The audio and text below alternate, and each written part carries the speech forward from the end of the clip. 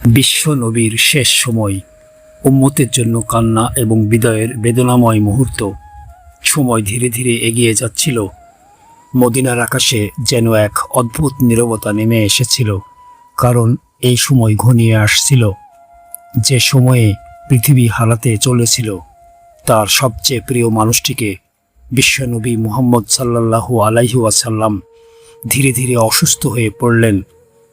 শরীর দুর্বল হয়ে যাচ্ছিল, জ্বরের তাপ বেড়ে যাচ্ছিল দিন দিন, কিন্তু তবুও তার জিহবায় ছিল শুধু একটি কথাই, আমার উম্মত, আমার উম্মত।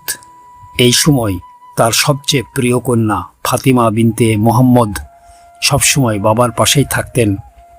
তিনি বাবার কষ্ট দেখতেন আর নীরবে চোখের পানি ফেলতেন। একদিন নবীজির অসুস্থতা আরও বেড়ে গেল। তিনি বারবার অশ্রুসিক্ত হয়ে পড়ছিলেন। ফাতেমা কাঁপা কণ্ঠে জিজ্ঞেস করলেন, আব্বাজান, আপনি কাঁদছেন কেন? নবীজি ধীরে ধীরে বললেন, মা ফাতেমা, আমার বিদায়ের সময় খুব কাছে চলে এসেছে। এই কথা শুনে ফাতেমার বুক কেঁপে উঠল। তিনি বুঝে গেলেন আজ হয়তো পৃথিবী তার শেষ আলো হারাতে চলেছে।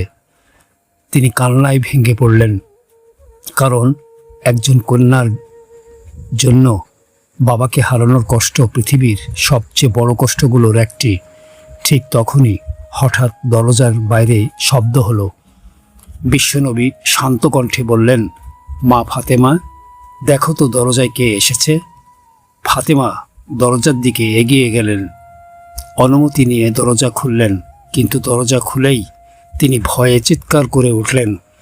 তাড়াতাড়ি ফিরে এসে কাঁদতে কাঁদতে বললেন, আব্বা গো, বাইরে এমন এক ব্যক্তি দাঁড়িয়ে আছেন যার পা মাটিতে আর মাথা আকাশে। আমি জীবনে এমন ভয়ঙ্কর দৃশ্য কখনো দেখিনি। বিশ্বনবী সব বুঝে গেলেন। তিনি শান্ত কণ্ঠে বললেন, মা, তাকে ভেতরে আসতে দাও। তিনি আল্লাহর পক্ষ থেকে আগত অতিথি। ফাতেমার বুক কেঁপে উঠল, কারণ তিনি বুঝতে পারলেন এ আর কেউ নন, মালাকুল মওত, আজরাইল আলাইহিসসালাম। আজরাইল আলাইহিসসালাম ঘরে প্রবেশ করলেন, অত্যন্ত সম্মান ও বিনয়ের সাথে বললেন, হে আল্লাহর রাসূল, আল্লাহ আমাকে পাঠিয়েছেন। আপনি অনুমতি দিলে আমি আপনার রূহ কবজ করব, আর যদি অনুমতি না দেন তাহলে আমি ফিরে যাব। এই পৃথিবীর ইতিহাসে এমন সম্মান আর কোনো মানুষের জন্য আসেনি, কারণ তিনি ছিলেন আল্লাহর সবচেয়ে প্রিয় বান্দা। নবীজি ধীরে ধীরে চোখ তুলে বললেন, হে আজরাইল, যেহেতু আমার রব তোমাকে পাঠিয়েছেন, তাহলে তুমি তোমার দায়িত্ব পালন করো। ঠিক সেই মুহূর্তে আল্লাহ তাআলা জিব্রাইল আলাইহিসসালামকে আবার পাঠালেন। জিব্রাইল এসে বললেন, হে আল্লাহর হাবিব, আল্লাহ বলেছেন আপনি দুনিয়া থেকে চলে যাওয়ার পর আমার বা আপনার উম্মতের দায়িত্ব আল্লাহ নিজেই গ্রহণ করবেন। এই কথা শুনে বিশ্বনবী মুখে মৃদু হাসি ফুটে উঠল, কারণ তিনি নিজের জন্য কখনো চিন্তা করেননি। তিনি শুধু উম্মতের চিন্তাই করেছেন। তিনি আবার আজরাইলের দিকে তাকিয়ে বললেন, এবার তুমি তোমার দায়িত্ব পালন করো। তারপর ধীরে ধীরে পৃথিবীর সবচেয়ে পবিত্র আত্মা এই দুনিয়া থেকে বিদায় নিল। মদিনার আকাশ ভারী হয়ে গেল, সাহাবীদের হৃদয় ভেঙে গেল।